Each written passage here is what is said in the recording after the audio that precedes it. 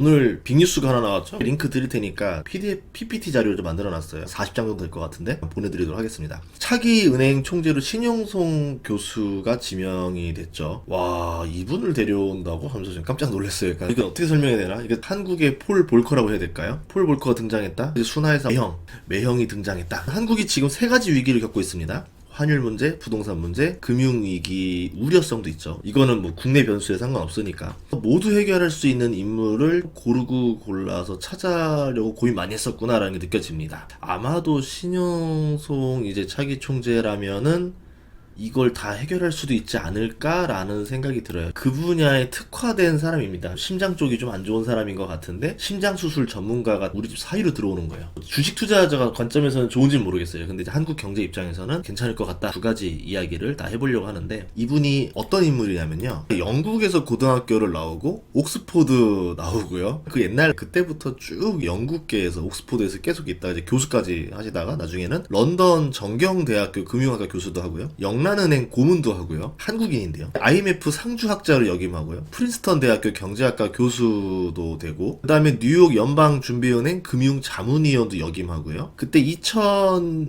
12월에서 2010년 딱 1년 동안 이때가 안식년이었었대요. 그래가지고 이명박 정부 때 국제경제보좌관으로 있으면서 거시건전성 정책 설계도 주도하고요. 외환건전성 부담금 한국형 정책도 만들어내고요. 2014년에는 국제결제은행 경제고문 겸 통화경제국장으로 있었습니다. 83년 역사상 한국인 기서국권 최초 최고위직에 12년 동안 재직한 유례가 없는 인물이라는 거죠. 이제 우리나라 이재명 대통령에 의해서 한국은행 총재 후보로 공식 지명이 된 거죠. 스펙이 말도 안 될 정도의 어마어마한 인재가 이제 한국으로 온 겁니다. 글로벌 경제에 의해서 한국 경제가 굉장히 위기에 올 수도 있는 상황에서 엄청난 마무리 투수가 들어온 게 아닌가. 이 마무리 투수라 그러면은 이사만루 상황에서 가운데 직구를 꽂아 넣을 수 있는 선수야 되는 거 아닙니까? 그런 선수가 들어왔다라 보시면 될 것 같아요. 한국에 1년 있는 동안 건전성 부담금을 도입해서 한국의 외환위기 방어 핵심 장치를 만들어낸 장본인인데, 부동산 규제라던가 가계 부채도 설계했었고요.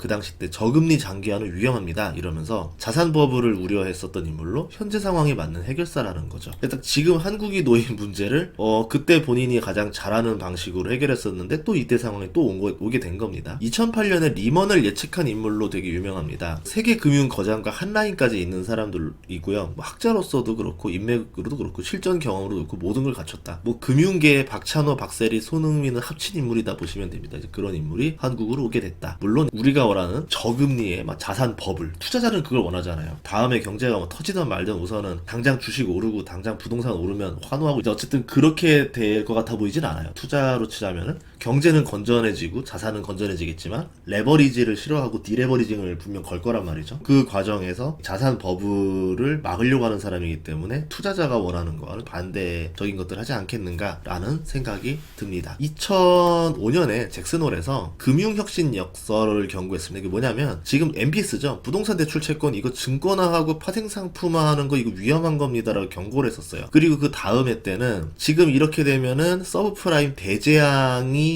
터질 수밖에 없습니다라고 예고를 했었고요. 글로벌 신용 팽창이 위험한 수준이었었는데 결국 말한 대로 2008년에 리먼 파산으로 경고가 증명돼 버린 거죠. 이분이 어떤 걸 했었냐면 두 가지를 좀 알아보려고 하는데, 하나가 글로벌 금융 사이클 이론이고 하나가 글로벌 게임 이론인데요. 그 두 가지를 좀 간단히 설명드리자면은, 글로벌 금융 사이클 이론 말만 들어도 어렵습니다. 전통적인 환율 이론이 있어요. 이건 들어봤을 겁니다. 고정환율, 자본의 자유로운 이동, 독립적인 통화 정책, 이 중에 국가는 둘만 선택이 가능하다라고 나와 있는데, 신영선 교수가 한 말이 뭐냐면, 아니야, 변동환율제라도 연준 정책이 글로벌 금융 조건을 지배해 라는 절대자가 있다라는 거죠. 그래서 우리가 할 수 있는 거는 자유로운 자본 이동 또는 독립적인 통화 정책, 둘 중 하나만 선택할 수 있어라 말하는 거죠. 쉽게 얘기를 해보자면 뭐냐면, 연준의 금리가 글로벌 은행의 레버리지에 변화를 줍니다. 이게 신흥국 자본 흐름에서 더 큰 영향을 주는 거예요. 시소효과죠. 그래서 신용 자산 가격이 동시에 동시에 막 움직입니다. 실질적으로 통화 독립성이라는 거는 신흥국에는 존재하지 않는 거야 라고 얘기를 하는 거죠. 두 가지로 나눠볼게요. 그럼 연준이 금리 인하를 하면 글로벌 은행들이 레버리지를 확대합니다. 신용이 막 증가하죠. 자산 가격이 막 증가하니까 어떻게 됩니까? 욕심이 나니까 신흥국 자본으로 막 유입이 됩니다. 그래서 연준의 금리 인하기 때는 신흥국 증시가 좋은 거고, 반대로 연준이 금리 인상을 하면 어떻게 되느냐? 글로벌 은행들이 디레버리징을 합니다. 대출 비중을 과도했던 걸 부채 비율을 줄이려고 할 거 아닙니까? 그러면 신용이 축소가 되니까 자산 가격이 하락하게 되는 거고 신흥국의 자본이 유출되는 거죠. 글로벌 은행도 한번 볼까요? 일본, 지금 유럽, 호주는 이번에 했죠. 그리고 미국도 올해 금리 인상 기조로 돌변할 것 같습니다. 그런 상황에서는 디레버리징 상태가 되겠죠. 그러면 앞으로 신흥국에 어떤 일이 벌어질 건지 걱정이 됩니다. 금융 스트레스가 많이 올 것 같고, 지금 나오는 게 유가 때문에 달러 강세가 있습니다. 그럼 신흥국 기업이라든가 은행 부채에 영향을 줄 수밖에 없겠죠. 금융 스트레스 주는데 환율이 오른다는 얘기입니다. 달러가 인덱스가 올라가면 환율이 1,500원, 1,600원, 1,700원 이렇게 뛸 건데, 그렇게 되면은 우리는 이런 말도 해요. 기업들이 수출이 뭐 단가가 좋아지니까 돈을 더 잘 벌어 좋은 거 아닙니까?가 기본적인 생각인데, 이분의 생각은 그게 아니에요. 환율이 오른다 생각해 봅시다. 기업들 부채가 어떻게 될까요? 예를 들어서 달러 부채 굉장히 많거든요. 달러로 원자재도 사와야 될 거고 달러로 이제 갚아야 되는 것들이 많은데, 그게 올라가게 되면서 부채가 증가하게 되는 거죠. 실제로 대출 이자도 늘어나면서 금융 스트레스가 증가한다라는 겁니다. 그러니까 한국처럼 소규모 개방 경제는 연준 정책에 매우 취약하다 라는 게 이분의 이야기고, 그래서 그럼 대한민국이 뭘 해야 되냐면은 거시 건전성 정책 강화를 해야 된다. 2010년에 만들어놨던 거 그 얘기입니다. 그러니까 외환 건전성 부담금을 넣어야 돼. 그 외환 보유고를 튼튼하게 만들기 위해서 계속 여기에 돈을 좀 넣어놓고 쌓아놔야 된다. 또 하나는 이 대출 레버리지를 많이 줄여놔야 된다. DTI, LTV, DSR 이런 것들을 통해서 애초에 좀 레버리지 비율이 적어야지만 연준이 디레버리징 시대로 돌입했을 때 그때 한국이 타격을 덜 받는다라는 거죠. 그러니까 미리미리 예방을 넣어야지만 되는 거지, 단순히 막 미국이 금리 인상한다 우리도 따라 인상하는 걸로 모든 게 해결되는 만사형통이 아니다. 두 번째는 글로벌 게임 이론이라는 건데, 기존 게임 이론에서 불안전 정보화에 다중균형이 발생하는 경우가 많았다. 이건 뭔 소리야? 되게 어렵죠. 무슨 마피아 게임도 아니고. 간단하게만 얘기해보자면은, 모두가 공격을 하면은 이제 뭐 한국의 외환이라 칩시다. 금융위기나 외환위기가 발생하겠죠. 근데 아무도 공격하지 않으면 안정이 됩니다. 이 두 가지 균형이 가능하고 이게 예측이 불가능하다라는 거예요. 그런데 이 기본 상태에서 약간의 노이즈를 도입하면은 균형이 하나로 수렴된다 라는 뜻입니다. 기본 상태가 뭐냐면 펀더멘털이에요. 이 펀더멘털이 조금만 변하게 된다 하면은, 예를 들어서 연준이 구두 개입을 한다던가 이런 게 있잖아요. 금리 올릴 수도 있을 것 같고 아닐 수도 있을 것 같고 상황에 따라 달라질 것 같고, 이렇게 되면은 이 플레이어들이 어떻게 행동을 해야 되지? 정확히 계산이 어려워요. 이 불확실성이 자기 실현적 다중 균형을 제거한다. 이렇게 노이즈를 주는 게 유일 균형을 만들어서 명확한 예측이 가능해지는 거고, 완전 정부에서는 이게 또 정책 예측이 불가능해진다 이런 얘기입니다. 그래서 이 적당한 노이즈가 필요하다라는 얘기인데, 거시 건전성 정책의 근거가 된다 라는 겁니다. 거시 건전성을 강화시킬 사람이다 라고 생각해 보면 되겠죠. 거시 건전성이 뭐냐? 레버리지를 많이 줄여놓게 할 겁니다. 그러니까 한국은행장 되자마자 대출 규제를 굉장히 강화하지 않겠는가. 대출 규제를 하는 게 DSR, LTV, DTI 강화를 추가적으로 더하겠죠. 그렇게 되면은 부동산 가격을 잡을 수 있을 것이라 생각하는 정부의 기대와 일치하는 조건이 나올 겁니다. 그리고 외환 건전성 부담금을 확대할 겁니다. 외환 보유고를 더 쌓아놓자 이런 얘기 할 거기 때문에 지금의 환율이나 이런 거에 대해서 두려움을 해결할 수 있는 인물로 볼 수 있겠죠. 또 하나는 비은행 가계부채 레버리지도 규제할 겁니다. 은행이 아닌 뭐 투자사들이나 이런 데들이 막 레버리지 껴서 하는 것들도 막아내지 않겠는가 이렇게 보고 있어요. 왜냐하면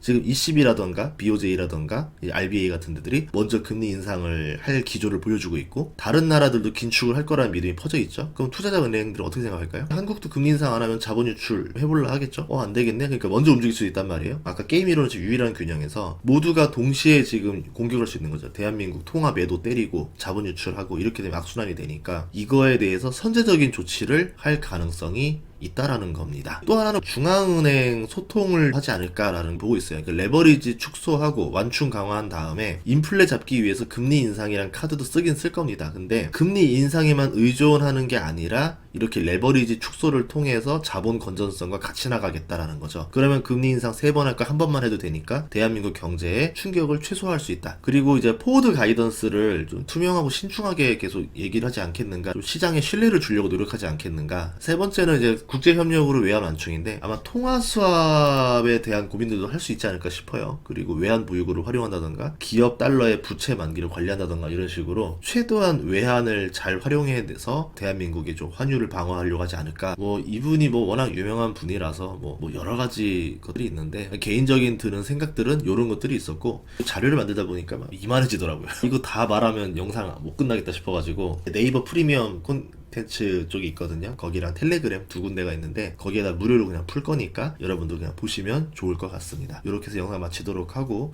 내일은 조금 증시 우려되는 것도 좀 있죠. 그래가지고 그 중동 1차 전쟁부터 4차 전쟁까지 이제 분석을 통해서 현재를 5차 전쟁이라고 하면은 어떤 우려들이 나오는지는 아침 영상으로 제가 또 올리도록 하겠습니다. 고생 많으셨고 이제 이번 한 주 또 잘 지켜내시길 바라도록 하겠습니다. 증시가 안 좋을 때는 사람들이 이제서야 좀 공부를 하고 싶어 해요. 좀 안타까운 일이긴 하지만 공부를 하긴 해야 됩니다. 장이 좋고 광기장에서는 그냥 아무거나 사면은 오르니까 뭐 이제 뭐 된다 생각하겠지만, 한 번쯤 조정을 맞고 나면은 아, 이게 아니구나, 내 돈을 지키기 위해서는 공부가 필수구나를 느끼게 될 겁니다. 그래서 주식 공부를 꼭 병행하시면서 투자를 같이 하시면 좋겠습니다. 다음 시간에 뵙도록 하겠습니다. 고맙습니다.